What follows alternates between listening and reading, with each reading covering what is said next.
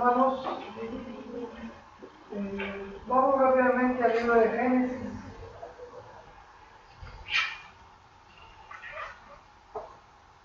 Estaremos leyendo en esta oportunidad el capítulo 18.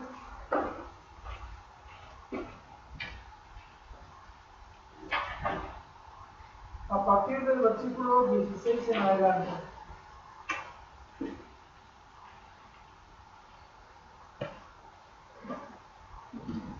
Dice la palabra del Señor. Y los varones se levantaron de allí y miraron hacia Sodoma y a Abraham. Iba con ellos acompañándolos. Y Jehová dijo: ¿encubriré yo a Abraham lo que voy a hacer?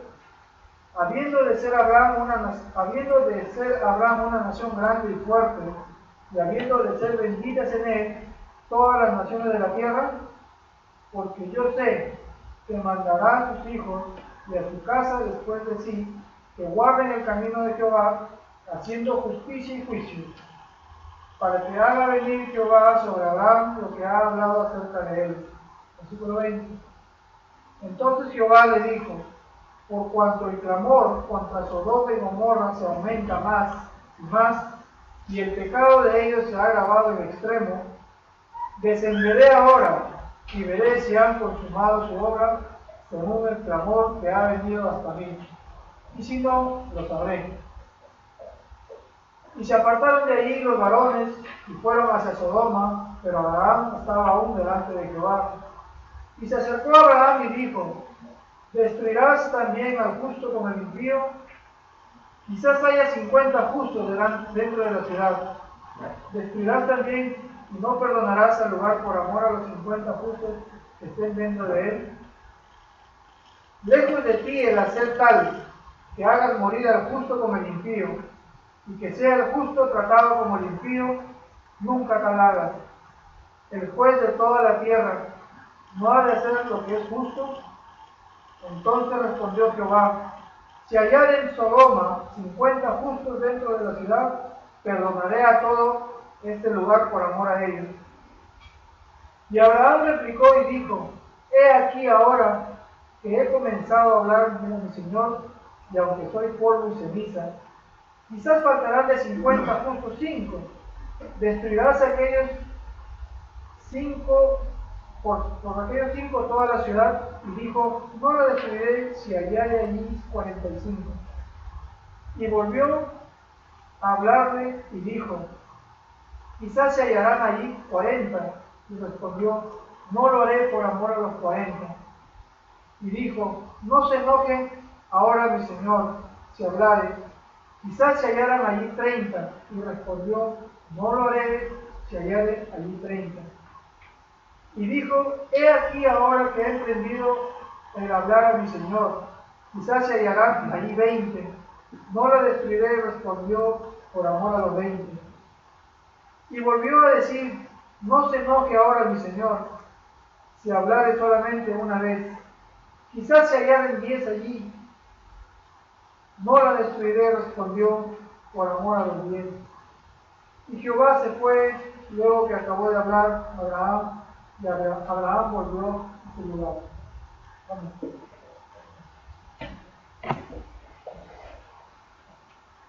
Estamos en una serie sobre la naturaleza de Dios y hemos llegado a la característica de Dios, que es su ira. Y hemos llegado a una característica de Dios que no es muy popular. ¿Qué está pasando en esta historia que hemos visto? Principalmente, o en resumen, Abraham, que vive ahí en el desierto, se encuentra un día, en el calor del día, fuera de su carpa, ahí sentado, y de repente llegan 3 hombres. Y algo no nos da todas las indicaciones ahí, pero sabemos que en el caso de estos 3 hombres, Abraham supo que no eran solo hombres, y comienza a tratarles de manera especial, como ellos quedan comiendo ahí. Y de ahí los 3 con Abraham salen caminando. En un momento, 2 de ellos, que son ángeles, que parecen hombres, van caminando hacia Sodoma, y Abraham Y Dios, uno de ellos era Dios, se queda ahí en esta conversación que acabamos de escuchar. Y lo que no hemos leído, porque hubiera sido muy largo, es que ya al final de esta historia, en el capítulo 19, vemos que Dios viene y termina la historia en un sentido destruyendo a Sodoma. Y antes de la destrucción, Él rescata a Lot, su esposa, sus 2 hijas, y los demás mueren ahí en este castigo. Uno de los ejemplos más conocidos, más fuertes de la ira de Dios sobre personas, en este caso sobre 2 ciudades, Sodoma y Gomorra. Algunos dirían que si el Dios de la Biblia es un Dios de ira, que no les interesa tener a un Dios así. Y su afirmación es que quieren solo a un Dios de amor. ¿Lo has escuchado antes? Solo, mi Dios es un Dios de amor. Si no es un Dios de amor, no me interesa un Dios así. Ahora, hay un problema, y el problema es profundo, y tenemos que entenderlo. El problema es que el amor no funciona totalmente aparte de la ira. Es decir, la ira y el amor no son 2 cosas opuestas, sino que es imposible tener el amor si no hay detrás del amor una ira. Si nunca lo has visto así, permíteme ilustrarlo. Cuando el objeto de tu amor es amenazado, el amor demanda una reacción. Por ejemplo, si encuentro a un hombre maltratando a mi hija, es correcto y justo que se levante en mi corazón, ¿qué emoción? Ira.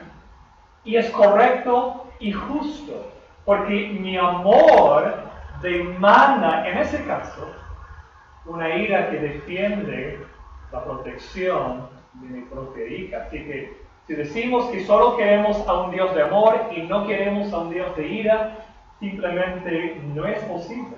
Un Dios de amor sin ira no tendría de cómo ejercitar su amor en casos de opresión y maltrato. Sin embargo, igual, el concepto de un Dios de ira nos asusta, ¿no es cierto? Pienso, por ejemplo, en los dioses griegos que constantemente eran tanto enojados como caprichosos, y con razón la gente tenía miedo de sus dioses. Y mi pregunta ¿es así la ira de Dios de la Biblia? Es decir, la ira de Dios viene siendo o se ejercita como en el caso de los dioses griegos, que en cualquier momento, la ira de Dios puede explotar sin razón y caer sobre. ¿Es así o es otra cosa? Es decir, que el Dios cristiano es un Dios de ira, no hay duda. La Biblia está repleta, está llena de ejemplos de ello. Pero ¿cómo es la ira de Dios? ¿Cómo debemos entenderla? Quiero responder a la pregunta haciendo 3 preguntas. Es decir, vamos a guiarnos en esta mañana a base de 3 preguntas. La primera es, ¿por qué es necesaria la ira de Dios? De ahí, ¿cómo se aplica la ira de Dios? Y al final, y quizás es la más práctica, ¿no? ¿Cómo vivimos con la ira de Dios? ¿Cómo vivimos con su ira? ¿Por qué es necesaria? ¿Cómo se aplica? ¿Y cómo vivimos con la ira de Dios? En primer lugar, ¿por qué es necesaria la ira de Dios? Y quiero de una vez, no siempre predico de esta manera, pero en este caso lo he visto más, nos va a ayudar mejor a entenderlo. Quiero de una vez darle la respuesta y de ahí voy dándoles un poco de explicación y sustento. En el fondo, en el resumen, la ira de Dios es necesaria porque Dios ama la justicia y el juicio. La ira de Dios es necesaria porque Dios ama la justicia y el juicio. Les guío en nuestro texto, Génesis 18, al versículo 17. Y voy leyendo ahí Génesis 18, versículo 17. Y Jehová dijo, ahí en esta conversación con Abraham, es como que Dios está hablando a sí mismo, pero es una manera de ofrecer una cercanía a Abraham. Dice, encubriré yo a Abraham lo que voy a hacer, habiendo de ser Abraham una nación grande y fuerte, y habiendo de ser benditas en él todas las naciones de la tierra, versículo 19, porque yo sé, Dios hablando, que mandará hablando de Abraham, que mandará a sus hijos y a su casa después de sí, que guarden el camino de Jehová, haciendo justicia y juicio. Si uno pregunta por qué eligió Dios, por qué llamó Dios específicamente a Abraham, hay dos respuestas y ambas valen. Una es que en el corazón de Dios fue un llamado que Él hizo, es decir, en la soberanía de Dios, en su elección, Dios dijo, yo quiero que Abraham sea. Pero por otro lado, la otra respuesta es que la vida justa y que Abraham era en un mundo de engañadores, de pecadores, sobresalió un hombre que es Abraham, es decir, era en muchos sentidos más justo y buscaba más una vida que refleja justicia que los demás.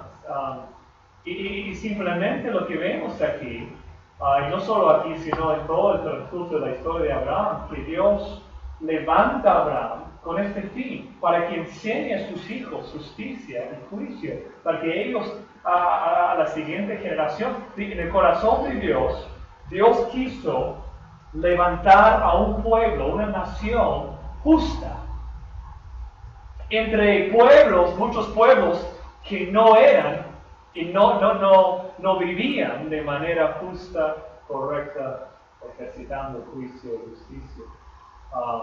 Dios separó a Abraham con esta prioridad, este propósito especial, la priorización de la justicia y el juicio. ¿Por qué? Porque Dios ama la justicia y siempre busca que su pueblo viva de manera justa. Pero hay un problema. Miren el desvío al los versículos 20 y 21. Entonces Jehová le dijo, ya el problema viene que hay dos pueblos, Sodoma y Gomorra, donde no hay justicia y donde no hay juicio. Entonces, versículo 20, Jehová le dijo, por cuanto el clamor contra Sodoma y Gomorra se aumenta más y más, y el pecado de ellos se ha agravado en extremo, Dios dice, versículo 21, descenderé ahora y veré si han consumado su obra, es decir, si ha llegado a un fin según el clamor que ha venido hasta mí, y si no, lo sabré. ¿Qué está diciendo Dios?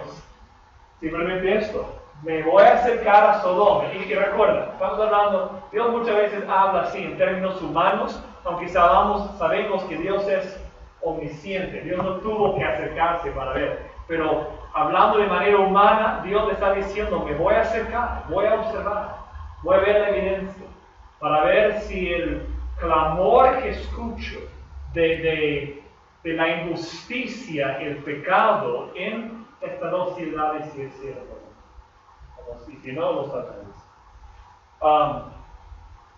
El experto en el hebreo Robert Alter dice acerca de esa palabra clamor, que la palabra hebrea muchas veces se relaciona con el grito atormentado de los opresivos. El grito atormentado de los opresivos.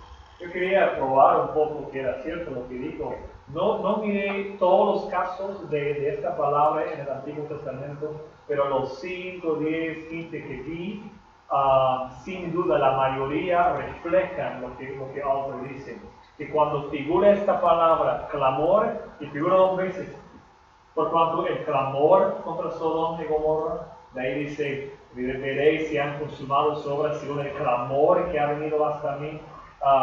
Esta palabra clamor tiene que ver con personas opresivas, gritando, pidiendo justicia, diciendo no hay justicia, y su clamor ya se acerca en este caso al oído de Dios. ¿Qué sabemos entonces de Sodoma? ¿Era así o no era así? ¿Era un pueblo de injusticia? ¿Cómo era? Bueno, tenemos cierta evidencia. Si fuéramos a leer el capítulo 19, lo que vemos ahí es un caso, y me parece que es un caso para mostrarnos cómo era la vida en Sodoma. Los dos hombres que estuvieron ahí con Abraham, los ángeles, se acercan a Sodoma, llegan en la noche ahí y ven ahí en la entrada de la ciudad a Lot. Lot, como en el caso de Abraham, siente algo, que hay algo especial en la venida de esos dos hombres.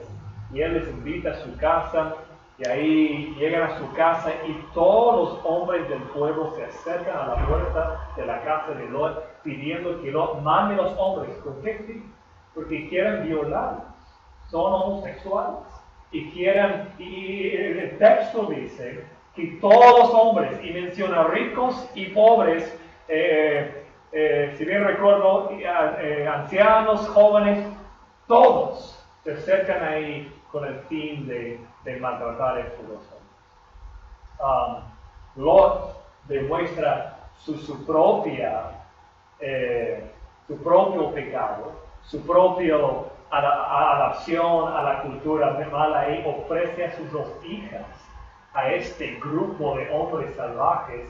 Por la gracia de Dios, no tienen que salir. Los dos ángeles agarran a Lot cuando él sale, cierran la puerta, hacen que todos los hombres se quedan ciegos por un tiempo, y así sucede en el caso, para mostrarnos la profundidad del pecado y de la opresión que hubo en esta ciudad. Hombres maltratando a otros hombres, personas oprimiendo a otras personas. ¿Por qué era necesaria la ira de Dios en esta situación? Porque el grito de los opresivos llegó al corazón de Dios. Y él vino con ira contra esta ciudad llena de gente que oprimía a otros. Lo digo de esta manera: el amor de Dios para los oprimidos demanda su ira. Piensa por un momento. En toda la historia del mundo, lo que vemos es una serie de reinos, de naciones, de pueblos levantándose encima de otros.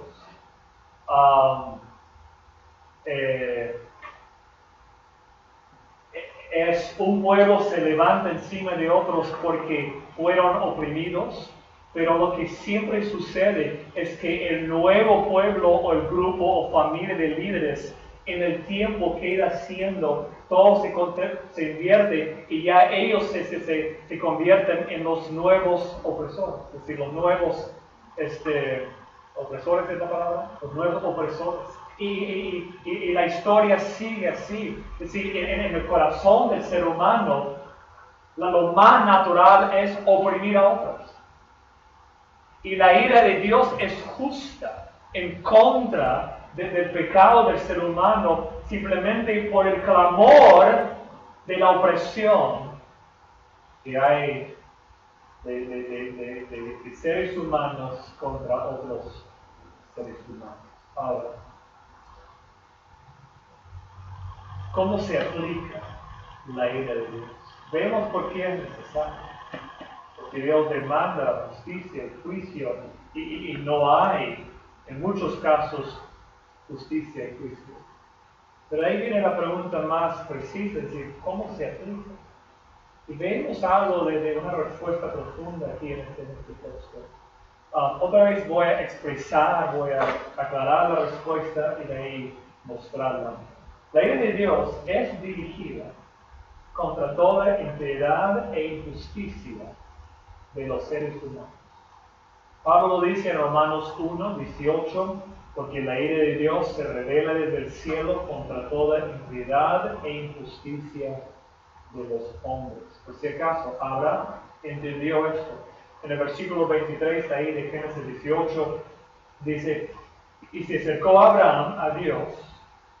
Cuando él escucha que Dios tiene planes de averiguar el asunto de Sodoma y destruir el pueblo, le dice a Dios, ¿destruirás también al justo con el impío?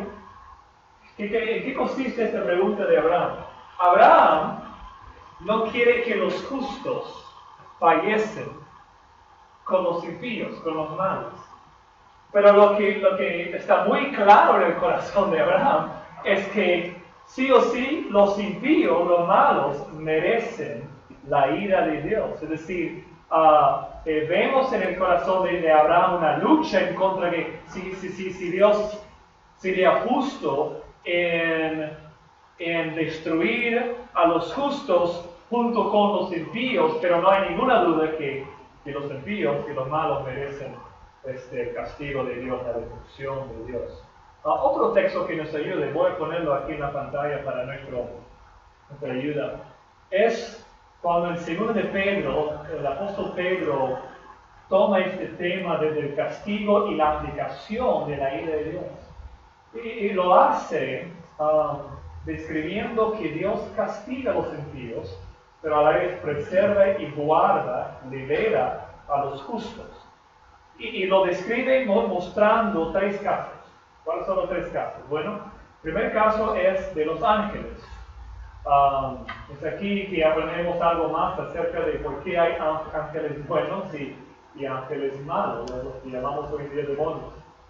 Leo, porque si Dios no perdonó a los ángeles que pecaron, sino que arrojándolos al infierno, los entregó a prisiones de oscuridad para ser reservados al juicio. El primer grupo, los ángeles, Pedro dice simplemente que ellos fueron castigados al infierno, su destino eterno, y que simplemente lo merecen por su rebelión y su pecado. ¿Cuál es el segundo grupo que Pedro menciona? Aquí vemos, vamos a verlo un poco más matizado aquí, versículo 5. Y si no perdonó Dios al mundo antiguo, ese es el segundo grupo, el mundo antiguo. ¿De quién está hablando? Se van a dar cuenta en un momento.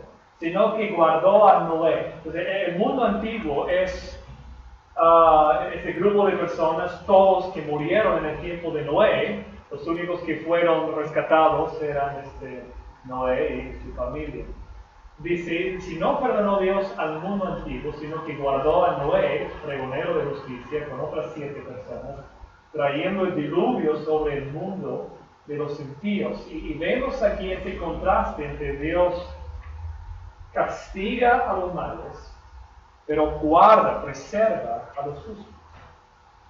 Versículo 6, otro grupo, tercer grupo. Y si condenó por destrucción a las ciudades de Sodoma y de Gomorra, y a nuestra historia, reduciéndolas a ceniza y poniéndolas de ejemplo a los que habían de vivir impíamente. Versículo 7, y libró al justo Lot. ¿Justo Lot?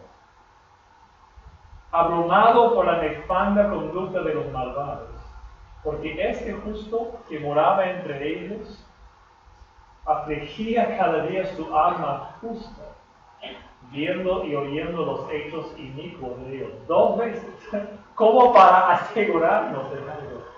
Pedro menciona que Lot es un justo.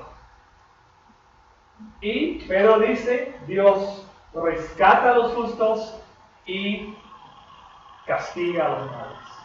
Eso está claro. 3 ejemplos. Dios castiga a los ángeles. Dios castiga al mundo antiguo, rescata a Noé. Castiga a Sodoma y Gomorra y rescata al justo Lot. Pero el versículo 9 termina, ¿sabe el Señor entonces librar de tentación a los piadosos y reservar a los injustos para ser castigados en el día del juicio? Y con el caso de Lot, se levanta una pregunta muy, muy profunda que hay que aclarar y hay que entender. ¿Cómo definimos? Es como que entendemos que Dios castiga a los malos y rescata a los justos. Pero el caso de Lot como que prueba esta definición. Lot, justo. ¿Sabes algo de Lot? Es Lot que ofreció a sus 2 hijas para que los hombres le mataran. Es decir, Lot, justo. Wow. ¿Cómo definimos entonces quiénes son los que son verdaderamente justos? Bueno, tomemos los 3 ejemplos de los justos que ya hemos mencionado ya hasta el punto. 1, Abraham. Modelo ejemplar de la justicia. Pero hay que recordar que 2 veces casi entrega a su esposa a otro hombre. 2 veces. Noé, el único padre de familia justo en la tierra. ¿Y dónde lo encontramos después del diluvio? Embriagado y desnudo. Lot, es difícil encontrar algo justo en el hombre. Pero según Pedro, él está entre ese grupo que se llama los justos. Porque Pedro, la indicación que Pedro nos da es que él sintió cierta tristeza por la maldad de los que estuvieron alrededor de él. Pero yo estoy pensando, ¿de qué tanto sufrió si él mismo estuvo dispuesto a entregar a sus propias hijas a ese maltrato? Es Lot, por si acaso, que cuando Abraham viene, el mayor, el patriarca, ofreciéndole, mostrándole la humildad de decir, somos muchos, tú eliges el sitio que quieres. Culturalmente a Lot le correspondía, y espiritualmente le correspondía una sumisión a Abraham para decirle, usted elige. Y Lot eligió lo que él quiso. Vemos que constantemente busca lo suyo. ¿Cómo es que se puede clasificar a Lot entre los justos? ¿Cómo lo entendemos? Bueno, hay que entender algo, si no, todo esto no tendrá sentido. Y es que en verdad no hay 3 grupos. No hay los muy buenos, los verdaderos justos, los muy malos y los demás que estamos en el medio. No hay 3 grupos. ¿No? En los ojos de Dios hay los justos y hay los injustos. No hay un tercer grupo. Y según Romanos, Pablo ahí en Romanos, bueno, simplemente mira lo que dice, como está escrito, no hay justo, ni aún uno. No hay quien entienda. No hay quien busque a Dios. Todos se desviaron. A una se hicieron inútiles. No hay quien haga lo bueno. No hay siquiera uno. No hay. ¿Cuántas veces tienen que decirlo? No hay. Nadie busca a Dios naturalmente. Nadie es justo. Tú, ni yo, ni Abraham, ni. Algunos escuchan a Pablo y dicen, sé que hay mucha gente injusta, pero yo no soy uno de ellos. No soy perfecto, dice la persona, pero vivo por mis principios. Tengo mis principios. Soy una persona moral, en general soy honesto y justo. No soy como los verdaderos injustos. Pero como ya dije, eso es abrir un tercer grupo que no existe. La Biblia no reconoce que hay un tercer grupo entre los muy buenos, los muy malos, y nosotros los que vivimos por nuestra moralidad. Estoy leyendo un libro que se llama El campamento de Shantou. El autor se llama Langdon Gilkey, es un americano. Y Gilkey describe algo que sucedió durante la Segunda Guerra Mundial. En el norte de la China, los japoneses internaron a un promedio de 1.600 personas en un campamento, un promedio de 1.600 personas, principalmente europeos y norteamericanos, en un campamento pequeño. Él que dice que más o menos era el espacio de una manzana, así de una ciudad, muy poco espacio para mucha gente. Y Gilkey, que estuvo ahí, ese grupo, la mayoría estuvieron ahí más o menos un promedio de 4 años, hasta el final de la guerra. Ellos estuvieron ahí no como enemigos de los japoneses, no eran prisioneros así de guerra, era gente que justo cuando Japón toma el control de esa parte de la China, que eran de los países que estuvieron en contra de Japón, entonces Japón agarró a todos y los puso en un campamento. Pero en una situación muy única en la historia del mundo. Porque Gilkey dice que de un lado no fueron maltratados, como en otros casos de prisioneros de guerra. Hubo un respeto ahí hasta que los japoneses les permitieron a ellos manejar su propia comunidad. Ellos eligieron líderes, había un sistema judicial ahí entre este grupo de 1.600 personas, tuvieron que destruir los trabajos, formaron comités, vivieron así como una pequeña sociedad, así por casi 4 años. Ahora, Gilkey dice que el problema era que era principalmente gente que estaba acostumbrada a otro nivel de vida. Gerentes de empresas grandes, algunos profesores, hubo también grupos de misioneros, habían padres así de la Iglesia Católica. Y Gilkey dice que él llegó al campamento con una perspectiva de vida esencialmente humanista y liberal. Él pensó que la parte más profunda del ser humano, específicamente en un ser humano educado y moral, existe una base de aprecio y honra para la justicia. Pero él dice que en los primeros días del entrenamiento se sorprendió a ver, a principio se sorprendió a ver la creatividad y la ingenuidad de muchas personas para tomar lo poco que les correspondía e inventar cosas nuevas, bellas e útiles. Es decir, en los primeros meses su perspectiva del ser humano se amplió, se levantó. Pero en el tiempo, algo totalmente al contrario comenzó a cambiar su manera de pensar.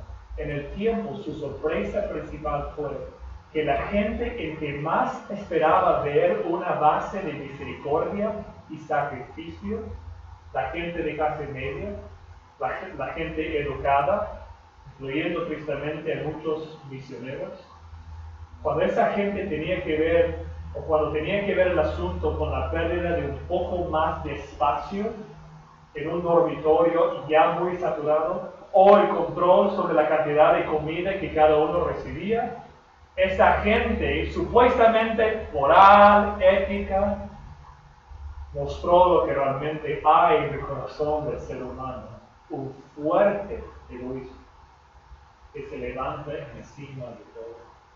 Él dijo que llegó a un punto esa pequeña civilización de que casi se quedó en anarquía, que casi se destruyeron a sí mismos, porque les salió tan difícil controlar los empujes más naturales del ser humano, que si en el fondo, cuando solo tienes esta cantidad, medio metro para dormir, y alguien viene y quiere añadir a 2 personas más a tu cuarto, que significa que vas a quedar con esta cantidad de espacio. Se levanta lo que realmente hay en el corazón.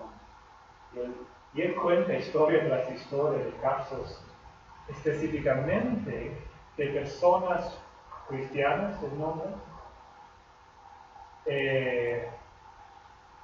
dando razones por las cuales no tenían que ser generosos o misericordiosos, etc. Es decir, su conclusión es que cuando llegamos a punto que vamos a perder las cosas más básicas, sea lo que sea, el egoísmo se levanta y es lo que hay en el punto más profundo del corazón. Y como Dirk dice, antes de llegar al campamento pensó que una persona moral y religiosa tendría una base de justicia que en los momentos más claves guiará a la persona. Y tristemente encontró que la verdad es así. Y te pregunto, ¿hay alguien aquí que realmente piensa que hubiera actuado de manera distinta? Es decir, vamos a engañarnos y pensar que, pero si yo hubiera estado ahí, hubiera actuado de otra manera. Mira, no te engañes. Lo que Dirk está afirmando es simplemente que cuando llegamos al centro, a la parte más profunda de nuestro ser, lo que encontramos no es un ser principalmente moral, sino egoísta y altruista. Que la ira de Dios se dirija en contra de todos nosotros, solo quiero decir, es justo y correcto. Es lo que merecemos. La última pregunta, y quiero terminarla brevemente. ¿Cómo vivimos entonces con la ira de Dios? Porque vemos que la ira de Dios es justa y vemos que nosotros merecemos su ira. Entonces la pregunta clave es, ¿cómo vivimos con la ira de Dios? Abraham entendió que muchas veces los justos sufren por causa del pecado, el egoísmo de los injustos. Él entendió que a veces los muchos son castigados por el pecado de los pocos. Hay una historia clásica en la Biblia, se encuentra, no vamos a verla ahí, pero se encuentra en Josué capítulo 7, es el caso de un hombre llamado Acán. Y Acán o desobedece a Dios en un caso cuando las murallas de Jericó caen y el pueblo de Israel entra y destruye al pueblo. Dios les había dicho que no destruyan, que no saquen nada de ahí, nada de oro, de ropa, nada. Y acá el único desobedece a Dios y lleva un poco de oro y unos vestidos y lo guarda. En el fondo, Dios lo revela y Acán muere por su pecado. Pero hay que entender que también murieron uno por medio de 30, 40 otros hombres. Es decir, porque cuando después de esto salen a pelear contra un pueblo pequeño, Dios no sale con ellos y mueren 36 hombres en esa batalla. Y además que cuando encuentran el pecado de Acán, no muere solo Acán, sino toda su casa. Es decir, Abraham, porque mira, eso nos parece a nosotros muy injusto, pero recuerden que en toda la historia del mundo, la gran mayoría de las sociedades entienden que hay una conexión entre lo que yo hago y otras personas, que nadie vive solo. Y todos entendemos que si uno peca, otro sufre. Así es. Y Abraham lo entendió. Pero lo que él está haciendo es que está haciendo una pregunta teológica aquí, en esta historia muy profunda. Y yo en ese caso nunca lo entendí hasta que escuché a Tim Keller predicar sobre este tema. Y él explicó que Abraham sabe que los muchos a veces sufren por causa de los pocos. Pero su pregunta teológica es, ¿será posible que los muchos podrían ser rescatados por la justicia de los pocos?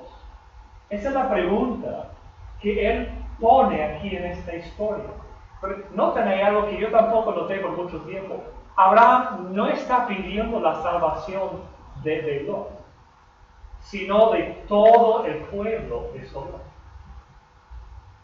En el fondo es Lot que se salva y el pueblo se destruye. Pero Abraham no está pidiendo solo la salvación de Lot, sino de todo el pueblo. ¿Y qué pasa? En el versículo 24 estoy leyendo. Abraham pregunta, quizás haya 50 justos dentro de la ciudad, destruirás también y no perdonarás al lugar por amor a los 50 justos que estén dentro de él. Si él está pidiendo que Dios salvara a todo el pueblo por causa de un grupo pequeño, 50 justos. Versículo 27. Y Abraham replicó y dijo, he aquí ahora que he comenzado a hablar a mi Señor, aunque soy polvo y ceniza, quizá faltarán de 50 justos 5. ¿Destruirás por aquellos 5 toda la ciudad? Y dijo Dios, no la destruiré. Si hallare ahí 45, iba 50, 45, 40, 30, 20, 10. Y Abraham está pidiendo, Dios está haciendo esta pregunta, ¿salvarás a los muchos por la justicia de unos pocos? Y llega a 10. Abraham pide 10 por 10, ¿lo harías? Dios dice que sí. Y el último versículo del capítulo dice que Dios se va, Abraham regresa a su casa y la historia termina. Y uno dice, ¿qué? ¿Cómo puede terminar la historia ahí? ¿Qué? Y de ahí en el siguiente capítulo se ve que Dios rescata a Lot, pero destruye al pueblo. Y la pregunta que reclama ahí es ¿por qué no pidió Abraham que Dios salvara al pueblo por la justicia de uno? Porque sí había uno. Había uno. ¿Por qué no lo pidió? Y yo no sé, pero propongo esto, que quizás Abraham no pidió la salvación de solo uno, por la justicia de uno, porque el un justo que había, Lot, no era tan justo. Que la gran pregunta teológica que plantea Abraham, ¿salvará Dios a los muchos por la justicia de uno? Es como que Abraham no quiso pedir por uno, porque su uno no era muy justo. Pero a mí me parece que esta historia está aquí para levantar en nosotros esta pregunta teológica. ¿Salvará Dios a los muchos por la justicia de uno? Y Abraham no recibe la respuesta. Pero en el soberano propósito de Dios, Abraham plantea la pregunta. Y la respuesta bíblica definitiva es que sí. Dios salvará a los muchos por la justicia de uno, si es que el uno sea suficientemente justo. ¿Verdad? Y por eso es tan importante la cruz de Jesucristo. Porque en la cruz Jesús sufrió la ira de Dios. En la cruz Jesús sufrió la ira de Dios. Dios derramó su ira sobre Jesús. El único verdadero inocente sufrió la ira de Dios para nosotros los injustos, para que no tengamos que sufrir. Por eso la canción que cantamos dice, cuando en la cruz por mí murió, la ira de Dios propició todo pecado en cargo por su justicia justo. Les pido, les invito a que cierren sus ojos en su rostro.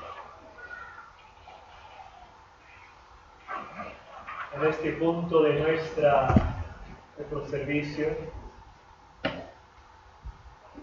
les invitamos a que participen cada uno con nosotros en un tiempo de reflexión, de meditación. Por eso les invito a que tengan sus ojos cerrados, los rostros inclinados. Un tiempo tú y Dios. Lleva a tocar el tierra.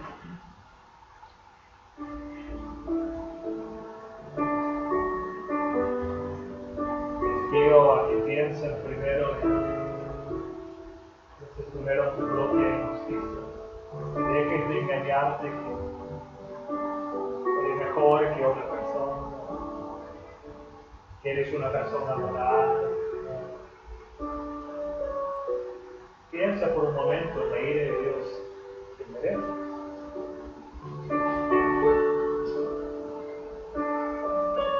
De ahí recuerda a Jesucristo, que Él sufrió la ira de Dios.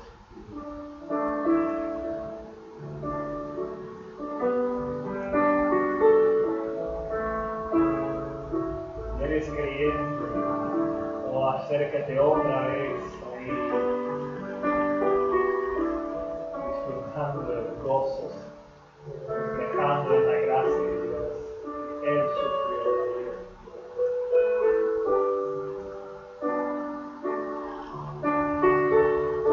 Nunca has recibido la sangre de Cristo.